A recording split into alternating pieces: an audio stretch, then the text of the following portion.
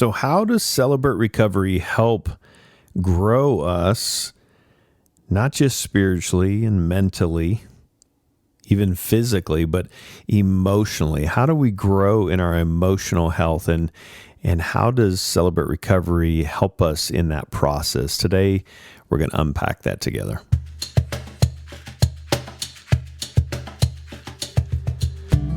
Welcome to Hope and Recovery, a Fellowship Celebrate Recovery podcast that shares hope and healing to help us face our mental, spiritual, emotional, and even our relational growth journey and healing. Celebrate Recovery is based on the Beatitudes, where Jesus helps us to face our hurts, hang-ups, and habits, and Matthew 5 and the Celebrate Recovery principles, so that we can learn how to live happy in spite of our circumstances, in the midst of our circumstances, and live an everlasting life as He promises for us when we surrender and turn our life and our will over to His care and control. I'm a grateful believer in Jesus Christ. I struggle with drugs and alcohol and perfectionism. My name is Rodney. I'm the ministry leader at Fellowship Rogers Celebrate Recovery here in Northwest Arkansas. And if you're listening for the first time, that means somebody probably shared this with you, and we say thanks to those folks. If you like what you're hearing, help support us and leave a high rating and a review, and share this with your friends through email, even on social media, to help us get the word out. But got a brother in Christ to join me in this conversation, Andy Petrie. Andy, why don't you introduce yourself? Welcome, man. Yeah, thanks for having me. Hey, y'all, I am a grateful believer in Jesus. I struggle with anxiety and depression, sexual addiction, and grief, and my name is Andy. Hey, Andy. So we were unpacking this conversation just around emotional health and how Celebrate Recovery helps us to grow in our emotional health. But what are some, maybe we start here, Andy, what are some things that can kind of stifle that growth, maybe from our family of origin? What are some of those things that we bring into this recovery circle that may need some attention to help grow us emotionally?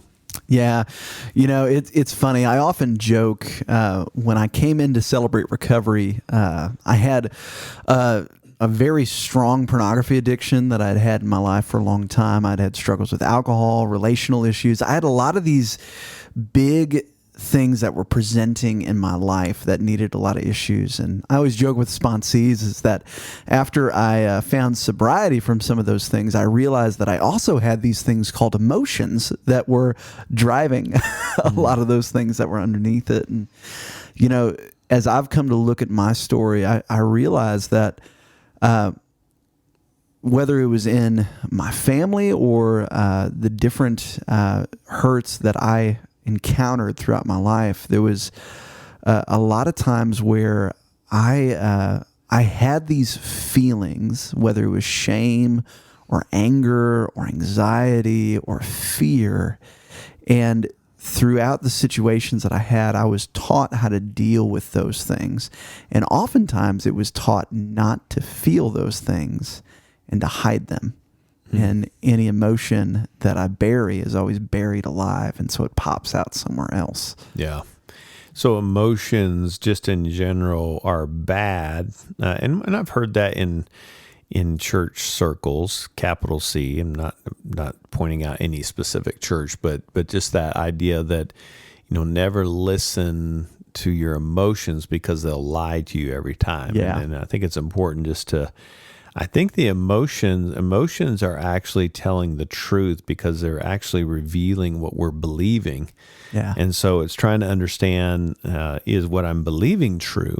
That may be lying to me, but what I'm feeling may be an indicator of some of those hang-ups, those core beliefs that we believe about ourselves. And so sometimes we, in our family of origin, even in our church circles, sometimes we can kind of shut down emotions, that those are bad. And one of those common ones that seems to probably get the worst press is anger. Yeah. And what's that look like in your life? Yeah, it's funny just even talking about those messages that I learned about emotions in there, that idea of don't show it, don't feel it. It's going to lie to you. You know, those types of things.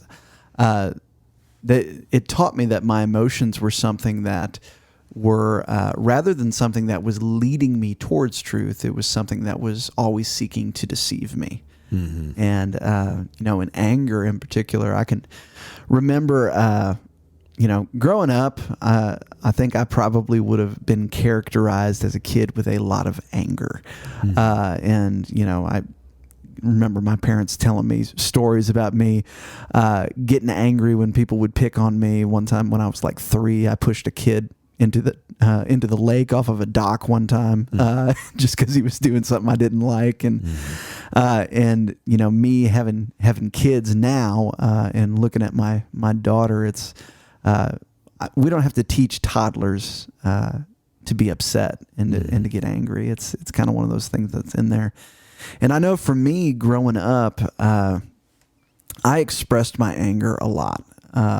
And it was mostly in the context of me and my brothers picking on each other. And some of that was probably deserved. Some of it was not deserved. But what I would end up doing is, because I felt like I was the middle child, and so I couldn't physically overpower my big brother, and I got in trouble if I tried to do that to my little brother.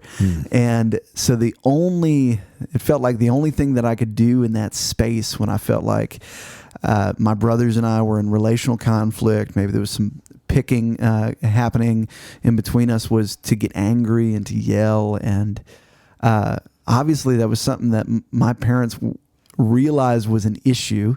Mm-hmm. And in their love for me, they wanted me to figure out how to express my anger in a healthy way. And what I heard a lot from them was, Andy, you need to learn how to control your anger. Mm-hmm. Which isn't a bad thing on its face, but what the message that I took in from that and didn't realize until years later was, Andy, you need to stuff your anger. It was this idea that anytime that I showed I was angry and I was upset, that was not okay. Mm-hmm. And that needed to be shut down. And that was an appropriate thing to express. And so I learned how to take my anger and shove it down. Mm-hmm. And which doesn't actually dispel the anger. That just led to later on what I would realize was depression in my life. It was that frozen anger that turned inward. Yeah, and I think we want to be clear. We're not saying that it's healthy just to be angry all the time. Oh, we're not trying to. We're not trying to say, hey, just be angry. If you're angry, be angry. But I think it's trying to lean into, what is the anger trying to say? What is it? We don't want to shove it down and ignore it, but we want to listen to it and get underneath that. And because to use anger as a tool, we've talked about this on a prior podcast, but that James 1:19-20 says that we can't accomplish righteousness through our anger, right? We can't use it as a tool. And so it's not that we want to just justify, it's like, okay, you should be angry, get angry and big and loud. It's trying to listen to it and honor it so it doesn't become a weapon and a tool to hurt other people. Well, and that's such a good distinction, is what I learned was, I thought there was just two ditches that you could fall into. It's either I get angry, I use my anger as a tool to energize me towards an injustice, and then in doing that, I end up hurting others with my anger, and I express my anger in unhealthy ways. Yeah. Or I take my anger and I never let anybody see it. If I am angry, I can't show it, and I have to act like everything is okay, and so I put a mask on.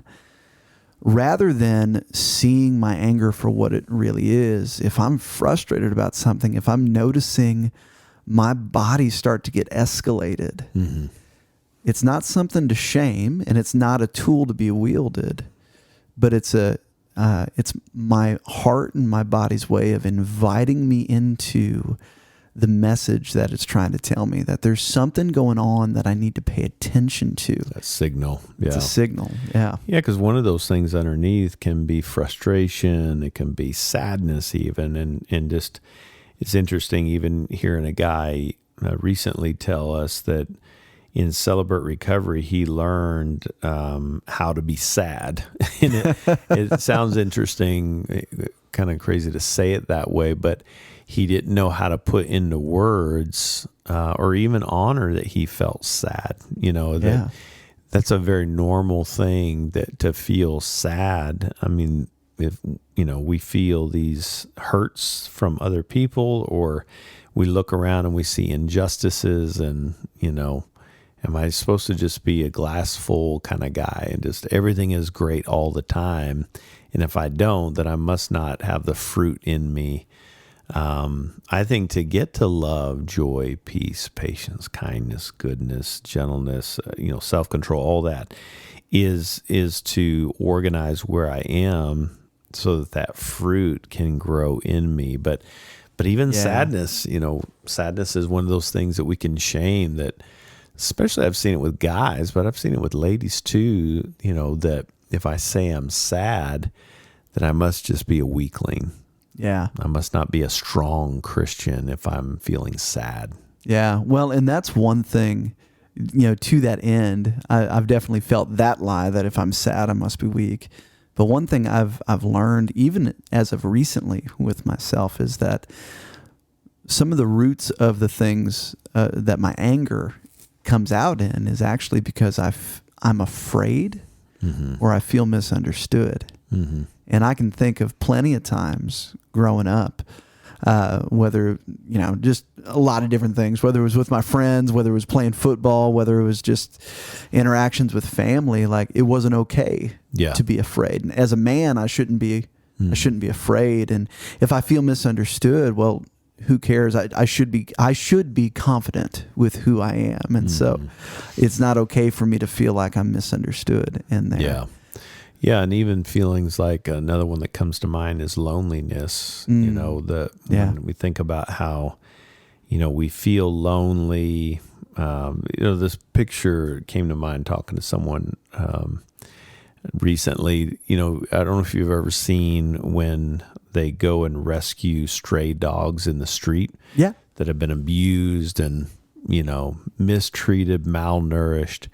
And it's always fascinating to see when they go to try to rescue them, how they're very cautious, because that dog is, it's protecting itself, it's hurting, it's hungry, and maybe it's even been hurt by someone in our likeness. Yeah. And so just approaching them, it'd be easy to say, well, what are you mad at me for? I've not done anything. I'm not the one that hurt you and abused you. But I think that's what's so key about Celebrate Recovery is we're trying to approach those scary spots where we feel cornered and a new relationships invited into our life, and Jesus being the foremost important one. But can I trust this? And if this person of Jesus Christ and the Holy Spirit, God, these new relationships say, hey, how are you feeling? It can be scary to even put that into words, because if I get vulnerable, anger is a little bit more of a protection. But to get underneath that and say, I feel lonely, I feel rejected, I feel sad.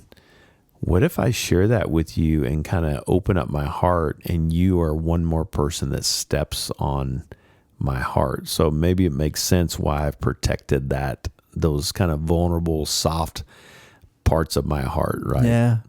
Yeah. Well, and that's, man, even hearing you say, anger is a protection. Mm-hmm. And for me, feeling like I couldn't show even my protection to some people, if I feel like I can't share the parts of my heart that are just trying to be seen, then how can I show the longings that are underneath that need to be seen? And it makes a lot of sense, just thinking about my story, why those protections are in there and why it is hard to go to some of those places, because being known is tough. And no matter being known is tough. And when we don't allow ourselves to be known in those ways, those longings they're still there. Yeah. And then we start to try and numb them out or ignore them, and that leads us to all sorts of stuff. That's good. Well, when we come back, I want to kind of unpack how Celebrate Recovery helps us to kind of touch on those points and ultimately grow us in our emotional intelligence. So with Andy Petrie, ministry leader at Fayetteville, Rodney Holmstrom here. When we come back, we'll continue the conversation. Stick with us. Hey, friends, we just want to always extend an invitation. If you're hurting, if you feel lost, don't try to face whatever that is. Join us at Celebrate Recovery Fayetteville and Celebrate Recovery Rogers every Friday night, 6 p.m. for Connection Cafe meal, and then our general meeting starts at 7. You won't regret it. I've never heard anybody say, I regret going to Celebrate Recovery tonight. Come see us this Friday night. We'd love to have you. fellowshipcr.org for more information. Hey, friends, welcome back. I'm talking with Andy Petrie. We're talking about emotional health and how Celebrate Recovery helps us grow in that, and just kind of leaning into those protections, but just the scariness of it can be scary to show protections. It can be even scarier to show those vulnerable parts of ourselves, right? The sadness, and to say, I feel scared. I feel alone. I feel sad right now is even more vulnerable than even showing my anger, because at least there's some form of defense happening with the anger. Yeah. That's how we keep alive. Sometimes the anger can be used to create space, right? If I just want to be alone and I don't feel like you're a safe person, my anger may come online just to create distance, but which sucks, because that's not ultimately what we want, but it makes sense in the moment.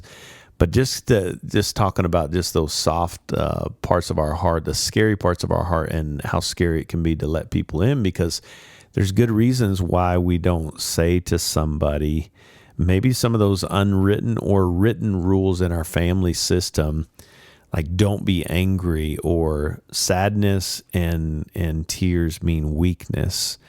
So I'd like to just think about the question, that kind of comes alive is, when we were in our growing up years, it's often a question I ask in a counseling setting even, is what were the family system rules about dealing with emotions and comfort, right? Yeah. And we learn some things that unfortunately we pass on to our own family system. We're not trying to pass it on, but we just learn it and we pass it on.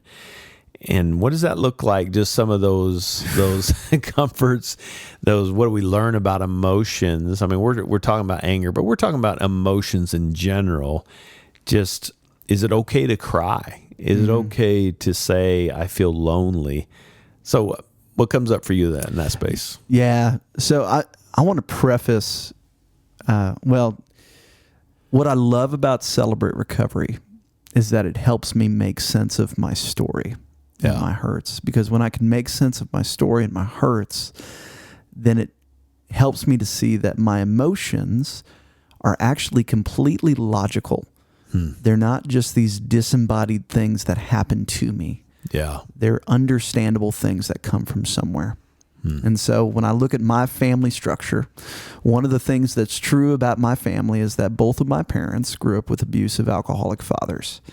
And so they would be in recovery, what we would designate as adult children of alcoholics. Right.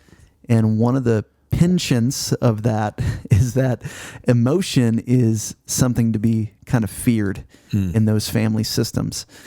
And anger especially, abusive alcoholics. You don't want to poke the bear. Yeah. In that. And so, or if you're just that thought, I mean, in the dysfunctional family, we all take on roles, and sometimes our role is the peacekeeper. Yeah. Right. Our job in the family system is to make sure everybody stays happy. Yeah. And so if somebody's sad, make them happy. Yeah. If they're mad, make them happy. Make them less angry, right?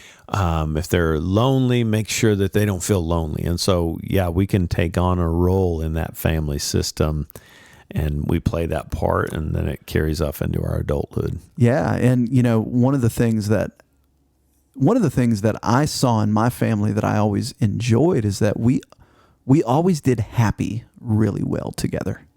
We laughed together a lot. We were a fun family to be around. But hard and sad things, we didn't deny that they were happening necessarily in the moment, but we got through them and we never looked back at them. And we didn't do a whole lot of self-reflection, and it was a lot of let's deal with the immediate trauma, and as soon as the bleeding is stopped, let's keep going, fix it, and go. And so, like, for us, negative emotion wasn't something that we did really well. Yeah. Well, and think about that. It can sound like we are being critical of our parents. Oh, yeah. But I think it's important to think about, and this is a curious posture. This is why Celebrate Recovery is so important, is we can be honest about things that took place in our home and still be honoring, but think about what their family systems were and their family's family system and beyond. It's like we learn things and gradually we kind of take on our own shape, and it's out of survival. And sometimes it's with great intentions, because it's just good to kind of lean into your own family system. Those that are listening, what were the rules that if somebody was upset, what did that mean about you? What did that mean about your family? Oh, yeah. And why would you fight, to the death? Not necessarily, but to fight to the ends of making sure that you didn't feel whatever that meaning was about who you are because somebody's sad. And if you're sad in my presence, that must mean that I failed. Yeah. And it's just good to kind of lean into what is my fear of what will happen if somebody does show emotion? Yeah. Well, and gosh, yeah, that's such a good point. And like, I do just want to throw this out there. I love my family so dearly. But looking back on my story, the reason why it's hard for me to deal with somebody being angry with me, the reason why it's hard for me when I feel misunderstood, the reason why when those things happen within my marriage, it puts me in a bit of a tailspin between me and my wife, that it comes from somewhere. Yeah. And, I can remember a very vivid moment whenever I was a kid. I was probably 7 years old. And I think I just talked about that dynamic of me and my brothers picking on each other, and I'd get angry. And it was another time where that had happened, and my dad was, disciplining me and my older brother because of that. And he kind of gave us a moment to say, what's going on here? And I remember speaking up and saying something along the lines of, man, I'm sick of this. Mm-hmm. Every time that I'm getting picked on, I say this, and and I'm just tired of being the one that's getting in trouble when I'm not doing anything wrong. And the way that my dad took that is that I was talking back to him and being disrespectful to him. Yeah. And so he said, let me tell you what I'm sick about right here. Yeah. And went into that. And, I think for years what I would have said is what I learned that day is don't talk back to my dad, which is a good thing for me to learn. But I think one of the other things that I learned that was kind of one of those unwritten scripts in there is, I can't voice frustration. Mm-hmm. And because if you do, that's the thing is, if you do, what will happen? And that's good to kind of lean into. And I think that's good. I mean, even thinking about my own family of origin and how it kind of transferred into my new family system, that if somebody was upset in my home, that meant, in my case, it meant somebody was probably going to leave. Somebody was probably going to get hurt. deeper than what was being expressed, right? So there was this tendency to kind of try to protect that at all costs. And I can remember one of my greatest gifts from my wife is when just trying to slow down our cycle to understand when she was in distress, my body signals were saying, oh no, it's going to happen again. And so what I would ultimately do is shut down her pain, and which would grow frustration and resentment. But everything in me was saying, you can't be upset because that means bad things are coming. And so one of the greatest gifts is when she was able to just kind of clearly state to me that I'm not going anywhere, but I need you to hear me. And to be able to make space for her pain. And this is good for all of our relationships. Can we make space? Is there space for the people around us and their pain? Yeah. Can we make space for that? If we can't, then my next question is, what are the good reasons why I shut down pain from people around me? And when did I first start believing that was bad? Pain expressed being bad. Yeah. You're probably going to get to some trauma wounds in your life that may be good to kind of flesh out in the inventory process. Yeah. So speaking of that, Andy, what does that look like? I mean, the inventory process, how does that process, step study, celebrate recovery, how does that help us to grow in our emotional intelligence? Yeah.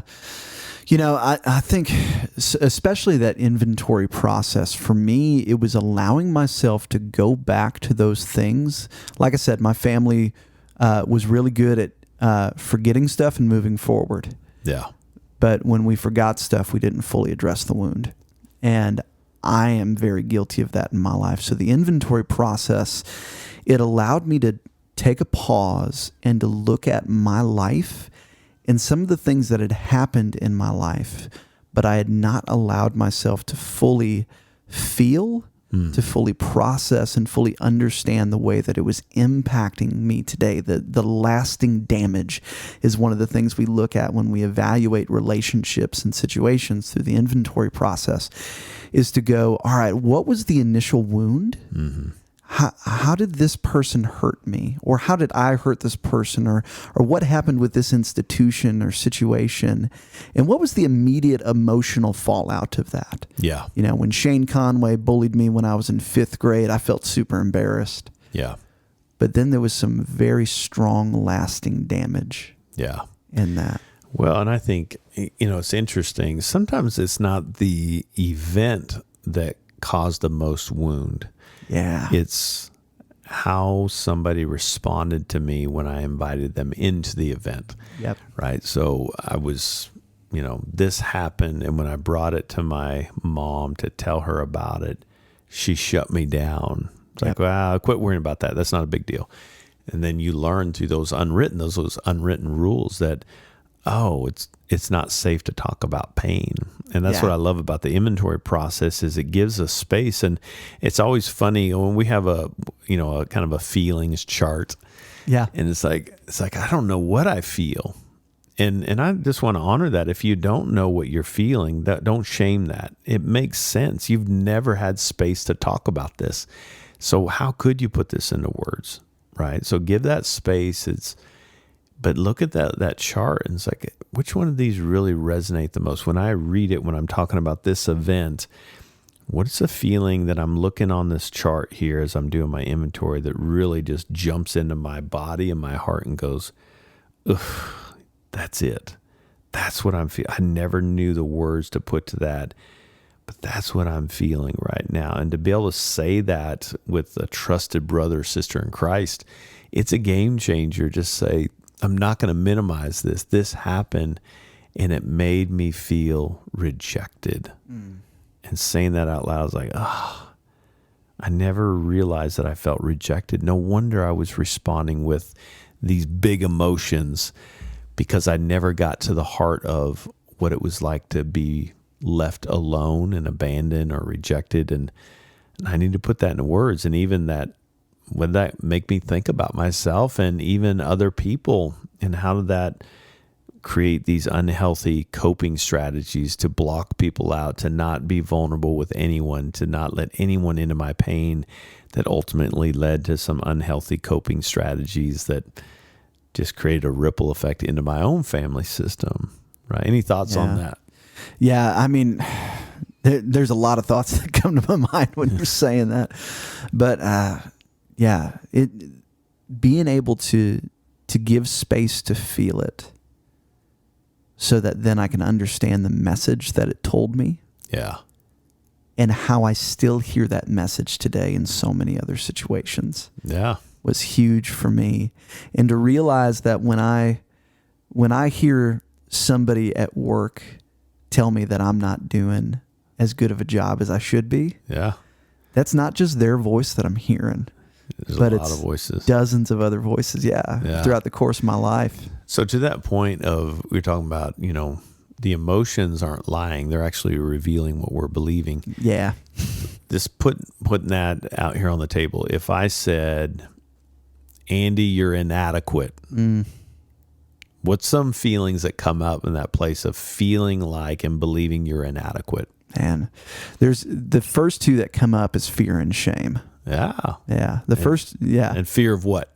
Fear of rejection. Yeah. Fear of, there's already some deep underlying insecurities that I have throughout my life that say, man, people are fooled by you. Yeah. And you better keep this act up. Yeah. Otherwise, they're going to figure out who you really are. Yeah. So just imagine, and it's hard to even say that out loud, Andy, you are. I mean, knowing that you're not. But just wanted to put some skin on that, because if I believe I'm inadequate, now I'm getting into lots of fear, rejection, and just understanding the my part of the column right now. Someone that feels inadequate, that feels sad to feel inadequate, to fear and all that stuff, they're probably going to find themselves in the my part, which we have to be accountable for and take responsibility for. I probably am slipping into people pleaser mode. Yep. Perfectionism, control. Right. Yeah. No, I'm laughing because those are all parts of the my part column on my inventory with that. You know, and what's funny is, even thinking through the hurt, when you said inadequate, it brought me back to fourth grade cheating on a semester's worth of spelling tests, man. But that was a real thing in there. And that's just an example in my life, putting skin on it, of how, man, I cheated to get an A in spelling in fourth grade. Yeah. And that got me put into some gifted classes in fifth grade. Oh, gosh. And, it was, man. Talk about misery. Oh, yeah. It's like a sitcom episode. This is not what I meant by this. Yeah. I had a different plan. Yeah. But so that sense, it's amazing how quickly those things get formed into our identity. Yeah. And then I've got to keep up the lie. Yeah. And so I better play the part in this. And it's not just with inadequacy, but it's also with, anger. Yeah. I can't show my anger. I can't show my fear. And so let me put this mask on. Let me play the part. Yeah. And well, I think that's so good. And I just want our listeners to know that if you're feeling something, or if you're trying to figure out what you're feeling, it's completely normal. Yeah. Put it into words. Now, we don't want you to become a slave to them. Just because they are honest in revealing what we're thinking doesn't mean we want to stay there. So we're trying to reveal that and get honest. And I just it's a good opportunity to highlight the importance of those third and fourth columns. Yeah. The damage and the effect, because now we're getting into the emotions, we're getting into the core beliefs, we're getting into our structure and how we see life.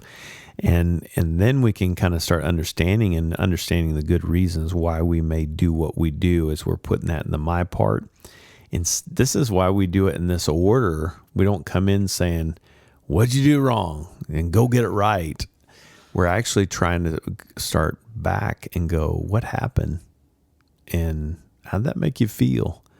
And what'd you learn about emotions growing up? And it makes sense why you shove those down. And what did that hurt cause you to believe about yourself, God, and others, and your circumstances? Oh, and that's why you found yourself doing these strategies to stay alive. Oh, yeah. Not healthy, but it makes sense. Yeah. How do we change that? Yeah. Get honest about the hurt and ultimately change all that. Yeah, absolutely. And what I love, and you just said it in there, get honest about the hurt and how it impacted you. Honor those emotions and those hurt parts of you, and the messages that you learned from that. But also realizing that those messages aren't who I am. Right. And if we're followers of Jesus, that's not who we are. See, there is a truth. And for me, I spent too much of my life recognizing that I didn't like to feel the emotion and trying to go, oh, it's not okay for a believer to be sad, the lie that I believed. Yeah. And so just be happy rather than going, hey, Andy, this is what God's word says about you, even in this place. Right. And allowing that truth to reshape the narrative of my life. That's where the healing comes. Yeah. Let's talk about it. Let God heal that. So great stuff. I love that we do grow, and I love the celebration place because it helps our kids to grow in their emotional intelligence. Yeah. Our students in the landing learn how to grow in their emotional intelligence, and we and the adults learn how to grow in our emotional intelligence. Talk about solidifying a new family system built on health and getting real. I love that we can grow in our emotional intelligence and health. So, Andy, thanks, man. Yeah, thanks for having me. Good conversation. I hope this has blessed you guys in this conversation, and I hope that you're encouraged. If you're starting out early or in the middle of it, stay the course. It's worth it. You can identify those patterns. What happened? How did it make you feel? And if you don't have the words, don't shame that. Just say, I don't know what I feel. And then look at those words and which ones kind of hit you in your body and your heart the most. Put that down, the thinking, the thoughts, and then the actions ultimately, so we can believe new healthy truths, as Andy was talking about, in our identity, and walk new healthy practices as we learn to have healthy relationships like never before.